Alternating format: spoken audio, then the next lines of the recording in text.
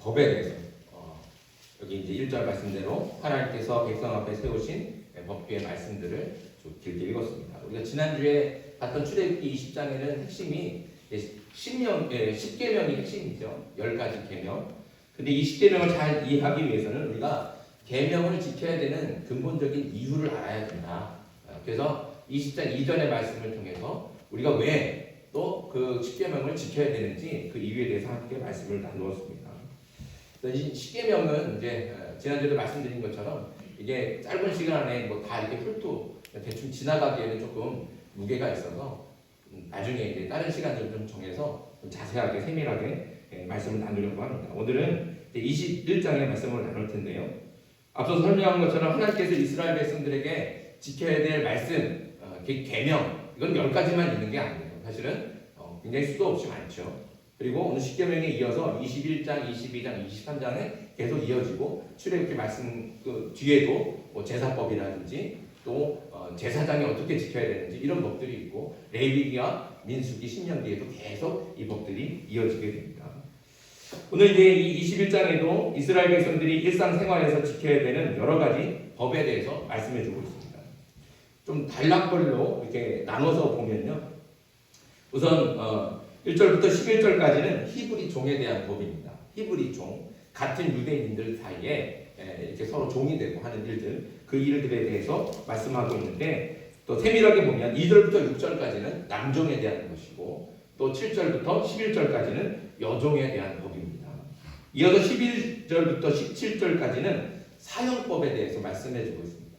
특별히 이제 어떤 사람을 사형에 처할지 사형법, 이 사형에 해당하는 범죄의 목록에 대해서 말씀해주고 있죠. 그래서 살인죄, 누군가를 거기로 죽이면 생명으로 갚아야 되는 거예요. 그래서 반드시 사형하게 돼 있어요.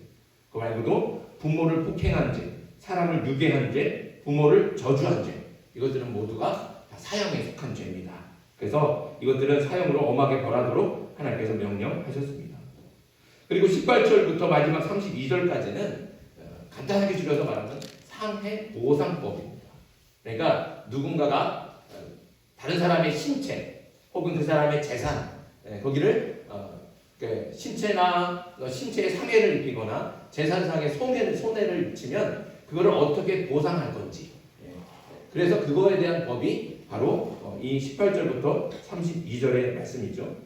구체적으로는 서로 싸우다가 신체를 손상시켰을 때, 또 주인이 종을 때렸을 때, 그리고 또 임신한 여인과 싸우다가 그 여인의 아이를 낙태시켰을 때, 또 낙태만 시키지 않고 그 여인에게 무슨 또 신체 상해를 입혔을 때, 이런 일들, 그러니까 이건 주로 사람과 사람 사이에 그런 사이의 관계 속에서 싸움이 나고 다툼이 나고 그래서 서로 상해를 끼치고 재산상의 손해를 끼쳤을 때 어떻게 보상할지를 알려주고 마지막 28절부터 32절까지는 소가 사람을 받았거나 또가 소가 소를 받았거나 그래서 소에 의해서 또 소가 또 구덩이에 빠져서 내 재산이 이렇게 좀 심각하게 손해를 입었을 때 이럴 때 어떻게 보상할지를 알려주는 것이 오늘 말씀의 내용입니다.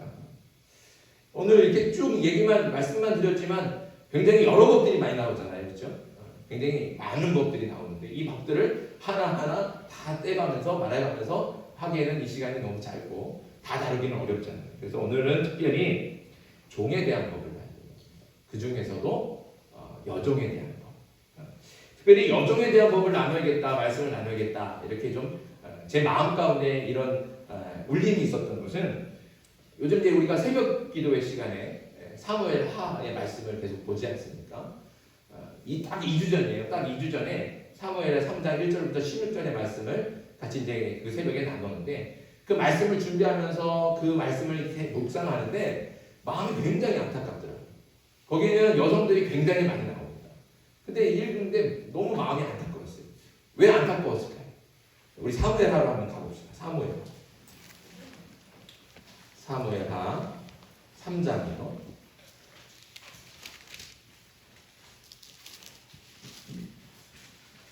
사무엘하 3장 1절부터 16절 좀 길지만 같이 한번 읽어봤으면 좋겠어요. 사무엘하 3장 1절부터 16절까지 구약성경 465쪽. 사무엘하 3장 1절부터 16절 한 절씩 교독하겠습니다. 사울의 집과 다윗의 집 사이에 전쟁이 오래매 다윗은 점점 강하여 가고 사울의 집은 점점 약하여 가니라.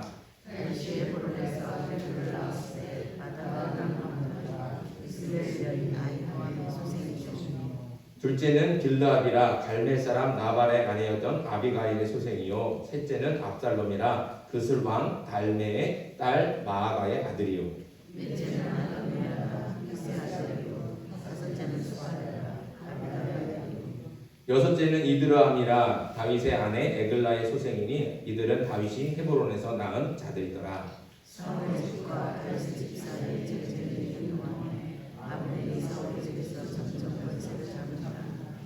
사울에게 첩이 있었으니 이름은 리스바요 아야의 딸이더라. 이스보셋이 아브넬에게 이르되 내가 어찌하여 내 아버지의 첩과 통관하였느냐 하니 아브넬이 이스보셋의 말을 매우 문하게 여겨 이르되 내가 유다에 있느냐 내가 오늘 당신의 아버지 사울의 집과 그의 형제와 그의 친구에게 은혜를 베풀어 당신을 다윗의 손에 주지 아니하였거든 당신이 오늘 이 여인에게 관한 업무를 내게 돌리느니라. 여호와께서 다윗에게 맹세하신 대로 내가 이루게 하지 아니하면 하나님이 아브넬에게 벌 위에 벌을 내리심이 마땅하니라. 그 맹세는 곧 이 나라를 사울의 집에서 다윗에게 옮겨서 그의 왕위를 단에서 브엘세바까지 이스라엘과 유다에 세우리라 하신 것이니라. 이스보셋이 아브넬을 두려워하여 감히 한 마디도 대답하지 못하니라. 아브넬이 제를 대신하여 전령들을 다윗에게 보내었는데 이 딸은 누구의 것입니까? 또 이르되 당신은 나와 더불어 언약을 맺사이다. 내 손이 당신을 도와 이스라엘은 당신에게 돌아가게 하리라. 다윗이 이르되 좋다. 내가 너와 언약을 맺거니와 내가 내게 한 가지 일을 요구하노니 나를 보러 올 때에 우선 사울의 딸 미가를 데리고 오라. 그리하지 아니하면 내 얼굴을 보지 못하리라 하고 다윗이 사울의 딸 이스보셋에게 전령들을 보내되 내처 미가를 내게로 돌려라. 그는 내가 전에 블레셋사람의 목이 베기로 나와 정혼한 자니라. 이스보셋이 사람을 보내 그의 남편 라이스의 아들 발디엘에게서 그를 빼앗아 오매 그의 남편이 그와 함께 오되 울며 거울까지 따라갔더니 아브넬이 그에게 돌아가라 하니 돌아가니라. 아멘. 네, 여기까지. 자, 우리가 방금 이 사무엘의 말씀 같이 읽었는데요. 이 짧은 본문 안에 여성들이 굉장히 많이 나오죠. 네. 몇 명이 나올까요? 8명이 나옵니다. 그러니까 이 짧은 본문 안에 이 여성, 이렇게 많은 여성이 나오는 건 아마 이 본문이 여기가 처음이지 않을까 이렇게 생각이 되는데요. 구체적으로 보면 다윗의 부인 6명이 나오고요. 그리고 아브넬과 통관한 사울의 첩 리스바가 나오고요. 그리고 다윗의 첫 번째 부인인 사울의 딸 미갈이 나옵니다. 자, 그런데 여러분들 어떻습니까? 이 여성들이 하나같이 자기 결정권이 없어요. 다윗의 부인 6명 중에 4명, 이 4명은 헤브론에서 유다의 왕이 됐을 때, 다윗이 유다 족속의 왕이 됐을 때 그때 결혼한 여성들. 누구하고 결혼했느냐? 주변의 나라들과 정략적으로 결혼을 하는 거예요. 정치적인 이유와 목적을 가지고. 그러니까 다윗이 왜 이렇게 많은 부인을 두었는가? 정략적으로 결혼을 했기 때문에 그런 겁니다. 정략 결혼이라는 것은 결혼하는 당사자의 의견을 무시되고 철저히 정치적인 목적으로 행하는 결혼입니다. 그러니까 누구의 의사가 가장 중요합니까? 아버지죠. 아버지의 의사가 중요합니다. 그러니까 자신들이 결혼하고 싶어서 결혼이 아닌 거죠. 아버지의 강압적인 요구를 이기지 못해서 어쩔 수 없이 다윗과 결혼을 했던 겁니다. 또 사울의 첩 리스바가 나오죠. 사울의 첩 리스바가 지금 누구와 통관했다고 그래요? 아브넬. 사울이 죽고 이스라엘의 실권자인 아브넬이 그 리스바를 통관한 거예요. 여기서는 통관했다고 하지만 사실은 권력을 가지고 강제로 했죠. 그리고 나서 들키니까 사울이 그 이스보셋이 왜 우리 아버지의 부인하고 우리 말하자면 어머니잖아요. 그렇죠? 말하자면. 또 왜 우리 아버지의 부인하고 너가 이렇게 나쁜 짓을 하냐? 추궁을 하니까 이 이스보셋이 어떻게 해요? 이 나쁜 짓을 이 여인에게 떠넘겼다. 이 여인의 허물을 왜 나한테 물어보냐? 이런 식으로 떠넘기는 거예요. 그러니까 이 이리스바라는 여인이 얼마나 억울하겠습니까? 그리고 마지막으로 또 누가 나오는가? 바로 미갈이 나옵니다. 미갈은 다윗의 첫 번째 부인이에요. 첫 번째 부인인데 사실 미갈은 다윗을 사랑했죠. 사랑해서 그래서 아버지를 졸라서 미갈이 다윗과 결혼한 거예요. 그래서 다윗도 덕분에 왕실의 가족이 되었습니다. 하지만 다윗이 사울을 피해서 도망다닐 때 미갈은 다윗과 함께 가지 않았습니다. 사울도 미갈을 다른 남자에게 또 다시 시집을 보냈죠. 그래서 그렇게 미갈은 10년이 넘는 세월 동안 다윗과 헤어져 있었고 이미 다른 남자의 부인이 되었고 그 속에서 또 가정을 이루었습니다. 그런데 여기 오늘 그 사무엘하의 말씀을 보면 아브넬과 다윗이 이렇게 평화조약을 맺잖아요. 근데 다윗이 아브넬에게 조건을 내걸었어요. 뭐냐면 미갈을 데려오라는 거죠. 사울의 딸 미갈을 데려와라. 이게 조건이었습니다. 그럼 왜 다윗이 미갈을 조건으로 걸었을까요? 사울의 딸이기 때문에 사울의 딸로서 아직도 많은 사람들이 사울을 추종하고 그리워하고 사랑하는 이스라엘의 많은 백성들이 있거든요. 그런데 그래서 그 사울을 사랑하기 때문에 사울을 아직도 그리워하기 때문에 다윗에게 반감을 가지고 다윗이 사울의 적이었으니까 사울이 그렇게 다윗을 죽이려고 했으니까 그러니까 다윗에게 반감을 가지고 있거든요. 그런데 사울의 딸 미갈을 다시 맞아들인다고 하면 그런 반감을 줄이고 호감을 늘릴 수 있다는 거죠. 그런 정치적인 의도와 목적을 가지고 10년이나 이미 10년도 더 넘게 따로따로 살고 거의 이혼하고 이미 다른 가정을 이루고 살고 있는 그 여자를 미갈을 강제로 데려오게 한 거예요. 오늘 말씀을 보면 발디엘에게서 빼앗아 왔다. 미갈을 빼앗아 왔다. 빼앗아. 그거는 미갈의 의사를 존중하지 않은 거예요. 강제로 끌고 온 거예요. 그리고 그렇게 끌려갈 때 남편이 발디엘도 울면서 쫓아오는 거예요. 결국엔 한 가정이 비참하게 깨져버린 겁니다. 파괴된 거죠. 이 말씀을 이렇게 묵상할 때 당시 여성들의 인권이나 뭐 이런 것들이 얼마나 취약했는지가 이렇게 좀 마음으로 느껴졌습니다. 여성들도 하나님의 형상대로 지음받은 존귀한 사람인데 여성이라는 이유만으로 보장돼야 될 인권이 무시되고 또 자기 결정권도 없이 정치적인 도구로 사용되고 있는 것, 이게 너무 안타깝죠. 근데 이렇게 안타깝지만 이것이 당시 가부장적인 남성 중심의 사회에서는 그냥 대수롭지 않은 일반적인 일이라는 겁니다. 당시 여성은 결혼하기 전에는 아빠의 소유고 결혼한 후에는 남편의 소유입니다. 그러니까 재산의 일부예요. 사람으로 인식되지 않죠.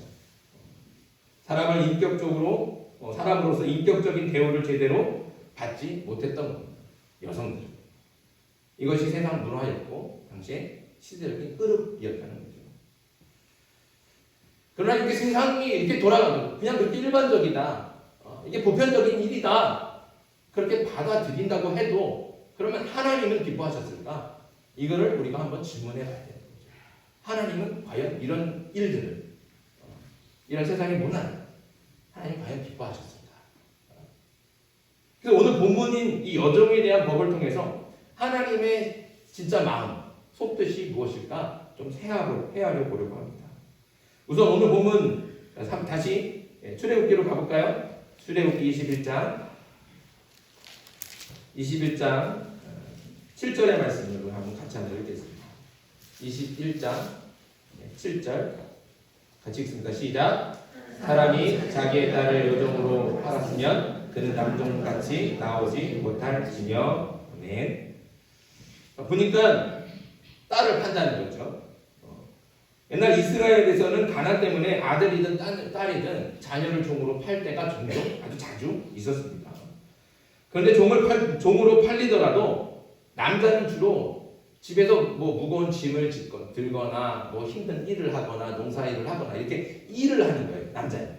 그러기 위해서 종으로 팔리는 거죠. 반면에 여자는 주로 주인의 부인 또는 주인이 아니면 그 아들의 부인, 첩으로 이렇게 팔려나간 겁니다.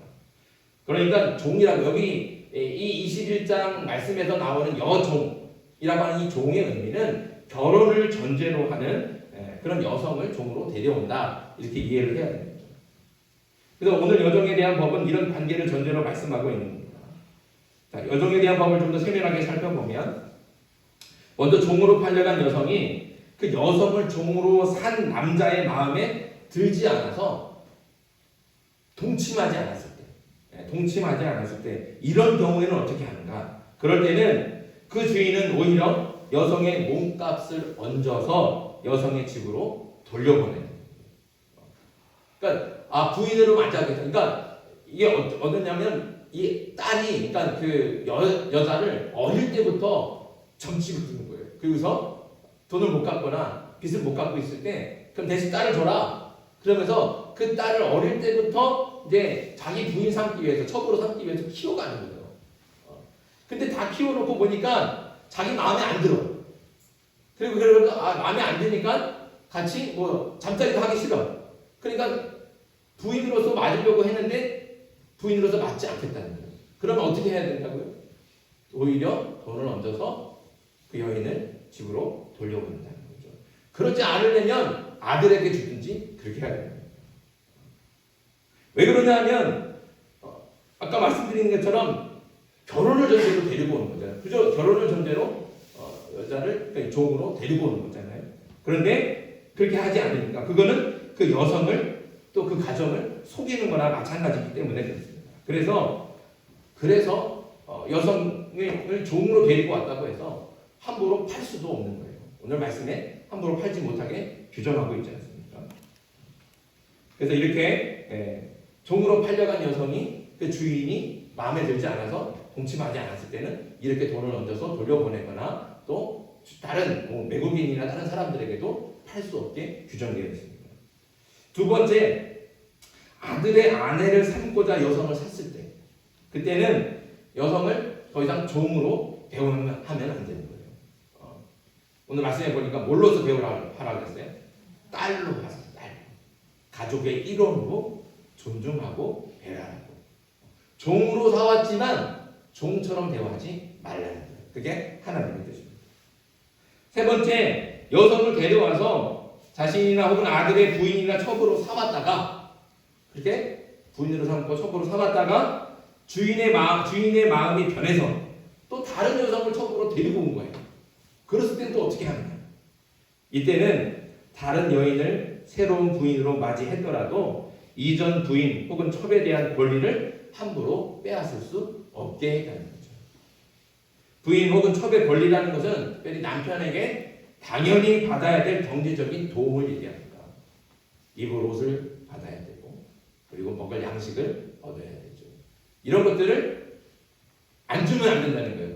내가 다른 첩을 데리고 왔다고 다른 부인을 했다고 해서 이런 경제적인 도움을 안 주면 안 된다는 거예요. 이걸 법으로 이렇게 규정해 놓은 거예요. 그리고 또 특별한 것이 있는데 뭐냐면 남편과의 잠자리가 보장이 돼요. 다른 부인을 얻어왔다고 해서 이전 부인을 나몰라라 하고 구석 방에 놓치고 평생처럼 방치해두면 안 된다는 거예요. 왜 그렇겠습니까? 그는 남편의 사랑은 잃었지만 어머니가 되는 권리를 박탈시키면 안 된다는 거죠. 자녀를 낳는 거. 이거는 한 여인에게 당연히 있는 권리입니다. 부인으로서 한 남자의 부인으로서 당연한 권리라는 그 권리를 박탈시키면 안 된다는 겁니다. 그것을 하나님께서 율법으로 규정하십니다. 그렇게 하나님께서는 여성이 이 권리를 보장받게 이렇게 하신 겁니다. 그리고 마지막으로 입을 것, 먹을 것, 그리고 주인 남편과 잠자리를 하는 것, 이 세 가지를 주인이 난 이거 다 안 되겠다, 못하겠다. 그러면 그 종으로 온 사람을 아무 속전, 값 받지 않고 자유롭게 풀어주게 될 수 있었다는 거죠. 이게 오늘 여정에 대한 법입니다. 자, 오늘 말씀을 들을 때 여러분들은 어떤 느낌이 있습니까? 남종이든 여종이든 사람이 종으로 사고 팔렸던 시대가 있었다는 것이 굉장히 안타깝기는 하지만 아까 말씀드린 것처럼 이것들 역시 당시 보편적인 사회 문화였다는 것을 우리가 반드시 인정할 필요가 있습니다. 그러니까 지금의 눈으로 보면 불의하고 악한 것이지만 당시에는 일반적이고 보편적인 극히 자연스러운 일이었다는 것이죠. 종도 있었고 또 일부 다처제도 그냥 그런 문화 속에 있었고 더군다나 가부장적인 남성 중심의 문화 속에서 여성의 인권이 무시되고 또 여자라는 이유만으로 자기 결정권도 없이 남자들에게 끌려다니는 것 이런 것들은 당시 일반적인 일이었던 겁니다. 꼭 종이 아니더라도 여성은 아까 말씀드린 것처럼 아버지나 남편의 소유물, 재산의 목록 그래서 그렇게 물건 취급을 받았다는 것을 우리 앞에서 우리 사무엘하의 말씀 속에서 듣지 않았습니까? 정치적인 이유로 그냥 강제로 결혼시키고 자기 정치적인 목적을 달성하기 위해서 강제로 빼앗아 오고 그냥 마치 무슨 물건처럼 취급받아 왔다는 것이죠. 이것이 당시 시대상이고 일반적인 문화였습니다. 하지만 그럼에도 불구하고 오늘 말씀에서 느낄 수 있는 것은 하나님께서는 사람을 종이라고 또 여성이라고 함부로 하는 것을 결코 기뻐하지 않으신다는 것이죠. 그게 하나님의 마음. 하나님의 백성인 이스라엘 사람들이 같은 동포로서 가난 때문에 종이 된 사람들을 함부로 다루지 못하게 하는 것이 종에 대한 법의 진짜 뜻입니다. 남종도 그렇고 여종도 그렇고 그 안에는 하나님의 마음이 이렇게 숨겨져 있다는 것이죠. 하나님께서는 종이라는 이유만으로 힘센 주인의 놀이기감처럼 그렇게 다루어지는 것을 결코 용납하지 않으셨습니다. 특별히 여성을 차별하고 천대시하는 사회 문화 속에서도 여성의 인격과 삶을 보호하시려는 하나님의 마음 이것이 오늘 말씀을 통해서 읽혀진다는 것이죠. 여러분들이 이 마음을 하나님의 마음을 읽을 수 있길 바랍니다. 그냥 글자만 보면 읽을 수 없는데 그 글자 속에 숨겨져 있고 문장 가운데 감춰져 있는 하나님의 마음과 뜻을 찾아야 된다는 것이죠. 아버지의 가난으로 남의 집에 종으로 팔려가서 자기 뜻과는 상관없이 돈 많은 남자나 또 그 아들의 부인이 되고 또 첩이 되어야 했던 이 여인들이 그렇게 팔려갔는데 그 주인의 집에서 정말 사람 대접 누가 해주겠습니까? 누가 그렇게 사람 대접 해주겠습니까? 만약에 이런 법이 없었다면 마음에 들 때야 같이 살면서 뭐 이뻐해주고 그렇겠죠. 근데 마음에 안 들면 어떻게 해요? 마치 물건 내다 버리는 것처럼 쉽게 내다 버렸을 거예요. 그런데 그런 일을 아예 할 수 없도록 하는 것이 오늘 법의 취지라는 겁니다. 여종에 대한 법뿐만 아니라 모든 율법에는 이런 하나님의 마음이 숨겨져 있습니다. 율법을 보면서 글자가 가진 의미를 아는 것도 중요하지만 이렇게 글자 속에 또 문장 속에 감춰져 있는 하나님의 마음을 발견하고 하나님의 뜻을 깨닫는 것이 중요하다는 것이죠. 이 법을 주신 하나님의 마음이 이런다. 그 여인을 최소한 이런 사회 문화 속에서 이번 차별적인 사회 문화 속에서도 지켜야 되는 하나님의 마음이 있다는 것이죠.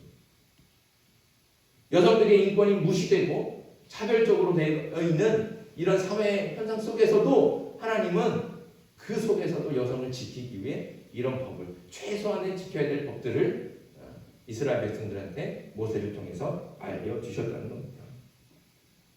그러니까 율법에 숨겨진 하나님의 마음과 뜻은 사회적으로 힘이 약한 사람들 편에서 그들이 사람답게 살 수 있도록 보호해 주시고 도와주시고자 하시는 것 이것이 하나님의 마음이고 하나님의 뜻이라는 겁니다. 오늘 말씀도 마찬가지죠. 여종에 대한 법을 글자로만 읽으면 지금 우리에게는 사실 필요 없는 법입니다. 잘 이렇게 마음에 와닿지 않을 수 있어요. 그렇죠? 왜 그렇습니까? 지금은 노예제도가 없죠. 누가 종 부리는 사람이 있습니까?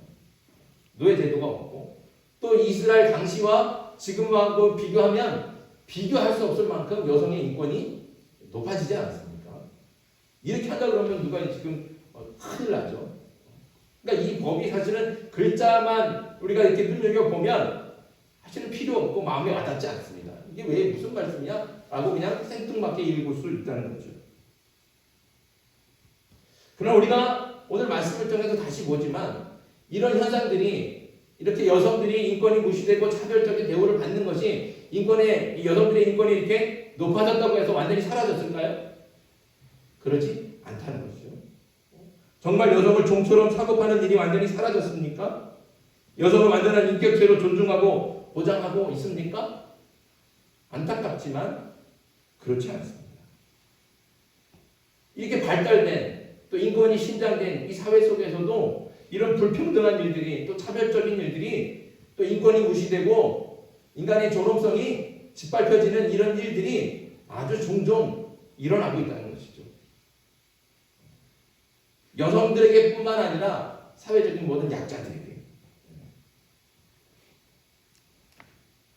그래서 여성뿐만 아니라 어린아이나 또 힘없는 약자를 자신의 이익을 위한 수단으로 사용하면서 함부로 하지 못하게 하는 것, 이런 것들을 오늘 말씀을 통해서 하나님의 뜻을 발견해야 된다는 것이죠. 이런 악한 시대에 가난하고 힘 없는 사람들, 그런 약자들 누가 있습니까? 여성들, 노인, 어린아이, 그리고 장애인, 또 외국인 노동자들, 그리고 결혼을 전제로 외국에서 이주해온 이주 여성들, 이들의 가장 기본적인 인권을 지켜주고 하나님의 형상대로 지음받은 사람답게 살 수 있도록 도와주는 것이 하나님의 마음이고 하나님의 뜻이라는 겁니다. 그래서 오늘 말씀을 통해서 우리가 읽어내야 된다는 것이죠. 그러면 이런 하나님의 마음, 그렇게 사회적인 약자들, 우리가 뉴스를 보면 정말로 말도 안 되는 일들이 많이 일어나고 있잖아요. 그렇죠? 이주 여성들, 또 이주 노동자들, 외국인 노동자들이 차별적인 대우를 받고 험한 일을 하면서 정말 월급 한 푼 못 받고 쫓겨나고, 이런 일들 아직도 비일비재합니다. 그럼 이런 사람들, 이런 사회적인 약자들의 인권을 지켜주고 이들을 보호해주는 일을 누가 해야 되겠습니까? 세상의 다른 사람들은 몰라도 하나님을 믿는 하나님의 백성들은 이 일들을 앞장서야 된다. 왜요? 오늘 우리에게 말씀해 주고 있지 않습니까? 오늘 말씀을 통해서 하나님의 마음을 가르쳐 주시고 하나님의 뜻을 우리에게 보여주고 계시지 않습니까? 그러니까 오늘 우리가 말씀을 읽을 때 그런 하나님의 마음을 안다면, 그리고 하나님의 뜻을 깨닫는다면, 이런 사회적인 약자들의 인권을 보호하고 지켜주는 일들을 다른 사람들한테 밀어두는 것이 아니라 바로 우리가 할 일인 줄 믿고 우리가 앞장서야 될 줄 믿습니다. 힘없는 사람들을 먼저 생각하시고 도우시는 우리 하나님, 우리 하나님이 바로 그런 분이라는 거죠. 힘없는 약자들을 먼저 생각하시고 이 사람들을 어떻게 지켜낼 것인지, 이 사람들이 어떻게 사람들과 함께 살 수 있도록 도와줄 것인지, 그것을 깊이 고민하시고 생각하시고 행하시는 분이 바로 하나님이십니다.